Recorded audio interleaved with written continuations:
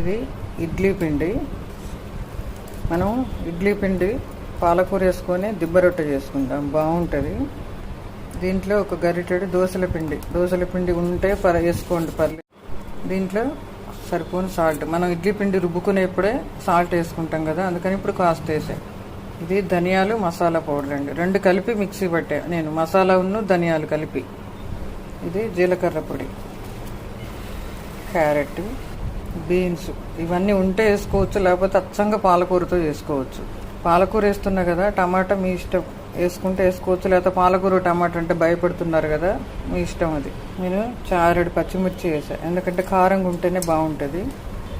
చారెడు కొత్తిమీర, ఒక చారెడు సన్నగా కోసిన ఉల్లిపాయలు, ఒక కట్ట పాలకూర సన్నగా తురుముకొని వేసుకుంటే బాగా కలిసిపోద్ది పిండిలో.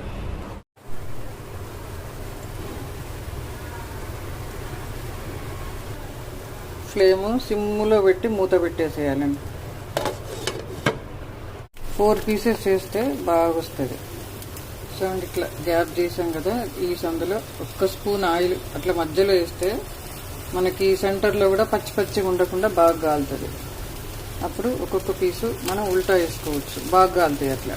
చూడండి ఇట్లా ఈ మధ్యలో బాగా ఉంది కదా, ఈ మధ్యలో కూడా అట్లా కట్ చేస్తే బాగా కాలుతుంది. చూడండి ఇడ్లీ పిండితో పాలకూర దిబ్బ రొట్టె సూపర్గా ఉంటుంది. ఎగ్ కూడా కలిసింది కదా, చూడండి ఎంత బాగుంటుందో బ్రేక్ఫాస్ట్కి.